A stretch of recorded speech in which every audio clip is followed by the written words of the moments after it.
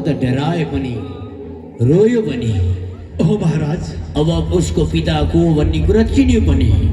जहाँ गएर लिएर आइजे अब त ध्यानपूर्वक पढ्यो होला। हस् महाराज। महाराज यदि पढेन भने महारानी अब त घाँटमा समातेर पछाड्ने हो। त्यसो नगर्नुहोस् न स्वामी, मेरो हजुरको पुत्र त हो नि। मेरो होइन। किन त्यसो गर्नु भएको?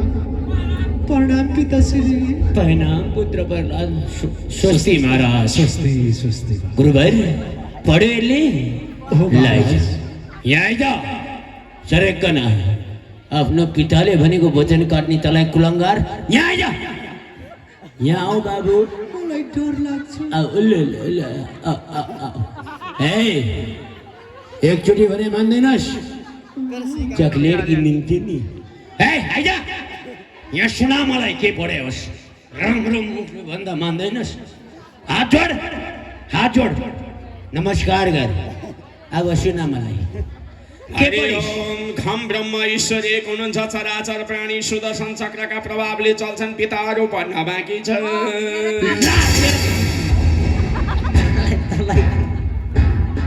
तेरा पिताजी कहाँ छ तेरा कम्बरमा? मलाई देखा। आइज भन्, तैँले पहिले भनेको वचनलाई लग्दाउने। महारानी सबैभन्दा पहिला त यो ब्राह्मणलाई देश निकाला गर्छु। तैँले के उपदेश गर्यो भनेर ब्राह्मणको दारी जुङ्गा उखाल्दै देश निकाला गर्न हिरण्यकश्यप जान्छ। गुरुवर मैले भनेको थिएँ नि तिमी होइन महाराज। महाराज तिमी जस्ता ब्राह्मणलाई मेरो दरबारमा महाराज राखेर उचित छैन। तेरो शाखा सन्तानलाई निकाल्छु र तिम्रो पनि दारी जट्टा उखालेर देश निकालेको थियो। जाऊ महाराज। रह्यो त ल भने अब तेरो विष्णु कहाँ छ? हिरण्यकश्यप सोध्न लाग्नु हो। अब मेरो विष्णु कहाँ हुने? महारानी स्वामी, हजुरको पुत्रलाई यस्तो नबनाउनुहोस्। डराएर कस्तो भइसक्यो?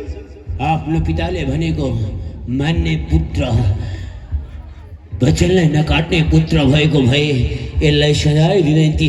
यो कुलङ्गार यदि मर्छ भने अर्को पैदा हुन्छ।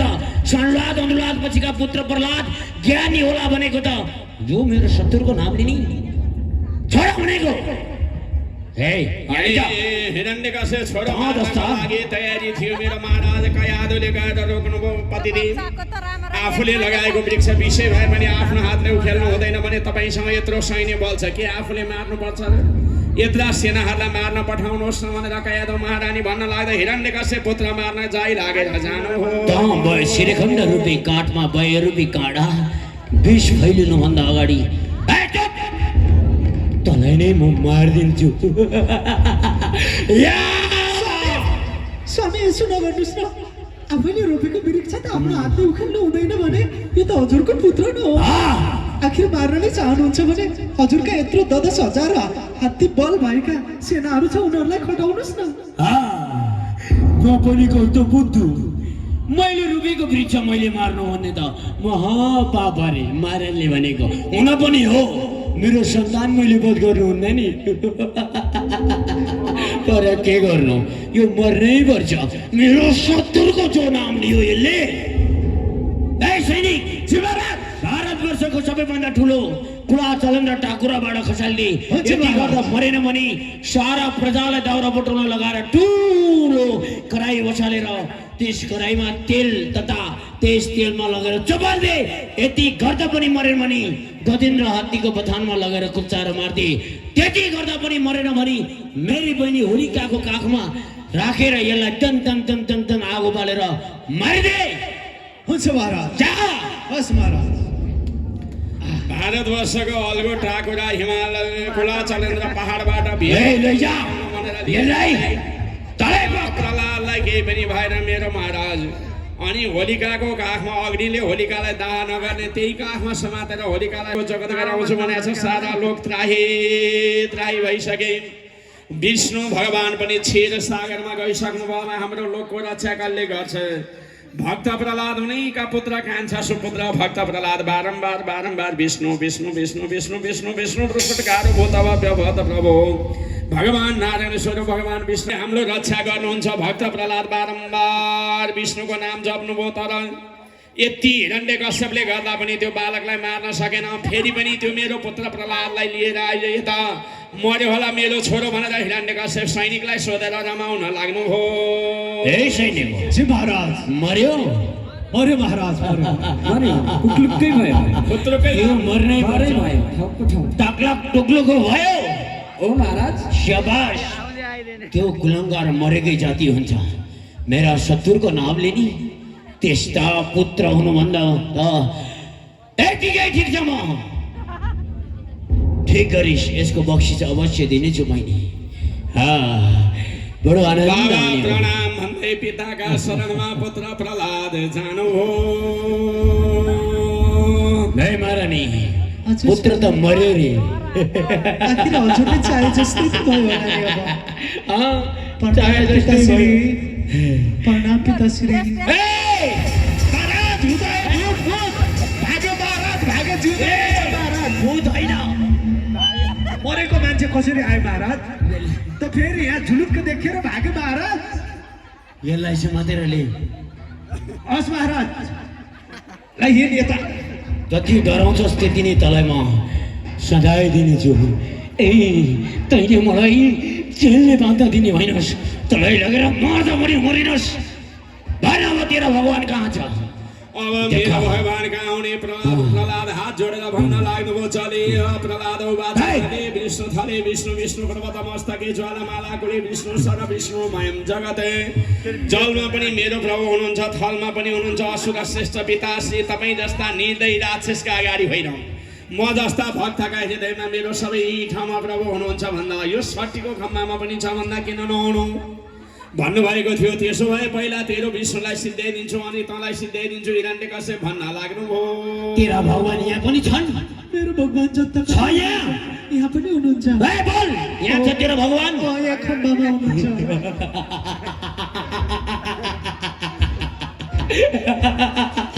ए यसका भगवान यहाँ खम्बामा छन् अरे। तेरा भगवानलाई ला अब भन, तेरो भगवान यो बक्सामा पनि छन्? भित्र हुनुहुन्छ। छन्? छन् ए पहिला तेरो भगवानलाई निप्टाउँछु अनि तँलाई जा माताबाट गएर बस।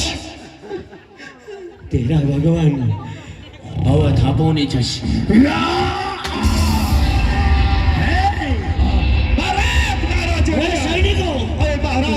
ए यो कस्तो हो यो? होइन महाराज यो त आधी बाघ आधा मान्छे भएको आयो महाराज। अरे हामी त यहाँ लुकिरहेका छौँ महाराज। ए यता लुकेका छौँ महाराज। ए सैनिकको महाराज ए टाटे पाटे यहाँ आइज। होइन महाराज यहाँ आइज भनेको। लाग्यो महाराज। यहाँ आइज। जा गएर यसलाई मार्दे।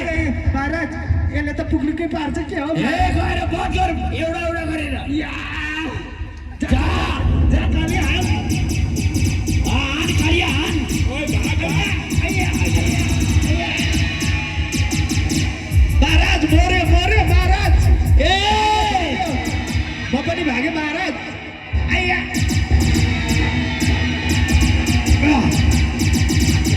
आइया आइया महाराज भागे म भागे। आज तैँले गर्दा मेरै दरबारमा मेरा सैनिकले कुटै खान परेको छ तँलाई कुलङ्गार। तँलाई त छोड्दिनँ म। पहिला यसलाई निप्टाउँ। ए तँलाई यहाँसम्म ल्याउनुको निम्ति मैले आफ्नै पुत्र प्रहलादलाई जाल भिजाएको थिएँ। तैँले मेरो भाइ हिरण्याक्षको वध गरेको छस्। बडा अवतार रूप धारण गरेर तैँले यस जगतमा बसेर एक छत्र राज गरिस्। आज थाहा पाउनेछस् हिरण्यकश्यप भनेको को हो भन्ने कुरा। मर्नको लागि तयार हो। आक्रमण।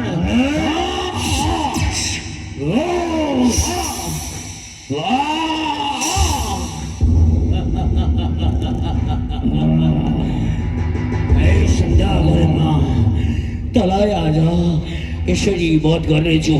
एकचोटि यो खड्का प्रहार गऱ्यो भने टुक्रा टुक्रा पार्नेछु र एक छत्र यस ब्रह्माण्डमा राज गर्नेछु मैले। भन केही छ तैँले बोल्नु पर्ने भने तेरा अन्तिम इच्छाहरू भन। ए हिरण्यकश्यप तँलाई बात गर्नको लागि आएको मलाई बात गर्न ब्रह्मादेवको तपस्या गरेर आज मर्दो वरदान पाएको छु मलाई कुनै शस्त्र अस्त्र न भित्र न बाहिर न जल न थल न सुक्या न हरियो मैले जो चाह्यो त्यही हुनेछ यहाँ तैँले केही गरेर सक्दिनस् मलाई मार्न त्यही वरदान प्राप्त गरे पनि अब मेरो हातबाट उम्किने छैनस् तेरो हातबाट म उम्किने छुइनँ त्यो सबै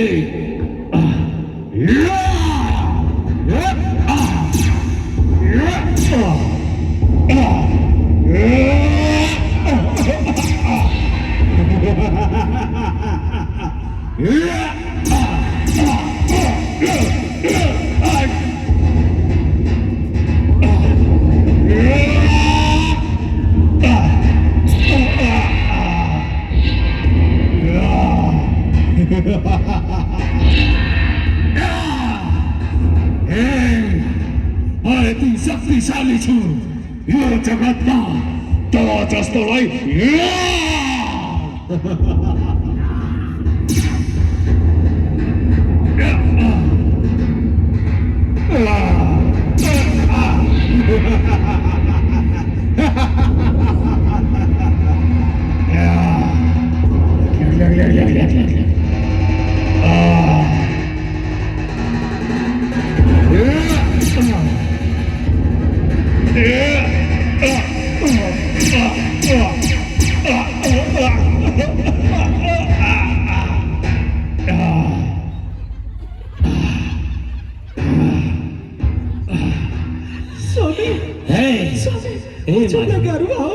महारानी कस्तो डर लाग्यो स्वामी हजुरले फुटाइ खाँदा महारानी हजुरको खुट्टा पनि गयो के हो मैले हजुर अमरको वरदान पाएको छु मलाई केही हुनेवाला छैन यस कुलङ्कारलाई तिमीले जन्म दिएर महागर्ती गर्यो महारानी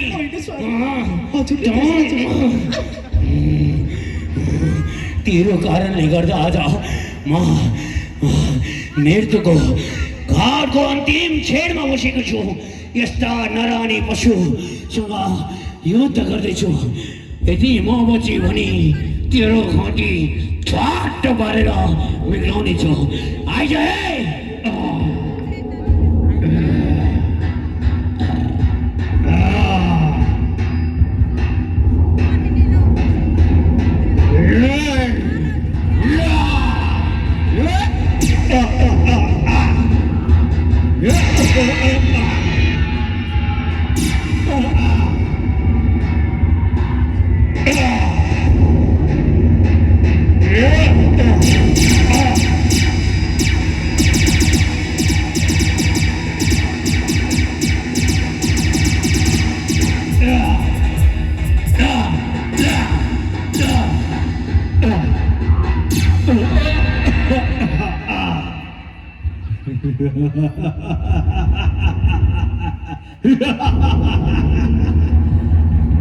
यति शक्तिशाली अमर अधरत्व वरदान प्राप्त गरेकोलाई तैँले मलाई बात गर्न तेरो मूर्खता हो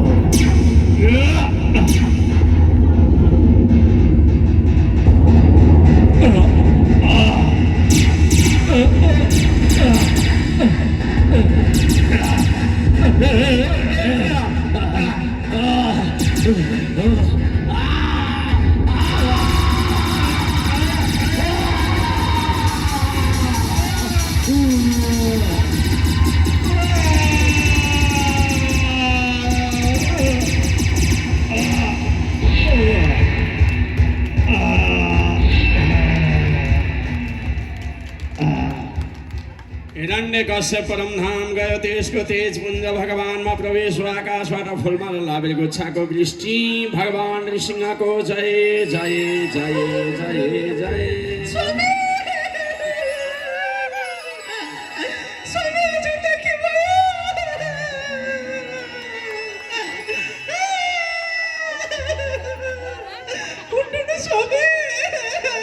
अलि बेसरी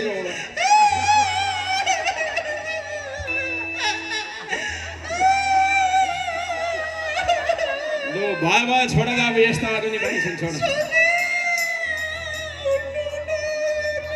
आकाशबाट फुलमाला लाभिल गुच्छाको वृष्टि भगवान श्री प्रभुको जय जय जय जय जय अनि भक्त प्रहलादलाई काखमा राख्दै बाबु तिमीले पृथ्वीको वेगधान दिनु पर्यो मेरो प्रभु भनेर प्रभुदेवजीले आज्ञा गर्नुभयो म जस्तो पापी होला मैले के गरी वेगधान दिएँ मेरो प्रभुले भन्दा मेरो बाबा कतै नरकमा हुनुहुन्छ कि भन्दाखेरिमा तिमी जस्तो भक्त छोरा पाउनेवाला बाउ कहिले नरकमा हुन्छ र मेरो प्रभुदेव तिम्रा 21 कुल उद्धार भएर गइसके मेरो प्रभु तिमी कति पनि दुःख धन्दा नमान प्रहलाद यो पृथ्वीको वेगधान देऊ भन्दा मेरो पुर्खाको कुनै धर्म रहेछ भने यो पृथ्वीको वेग शान्त भएर जाओस् भनेर प्रभुले प्रार्थना गरिदिनु भएको थियो पृथ्वीको वेग शान्त भएर गयो नानी एकछिन एउटा भजनमा यसो घुमेर जानु होला नि आकाशबाट फुलमाला लाभिल गुच्छाको वृष्टि नृसिंह अवतार प्रभुको जय जय जय जय जय हरि ओम जलथल दुवैमा हरि लौन प्रभु बचाइदेऊ मोडरी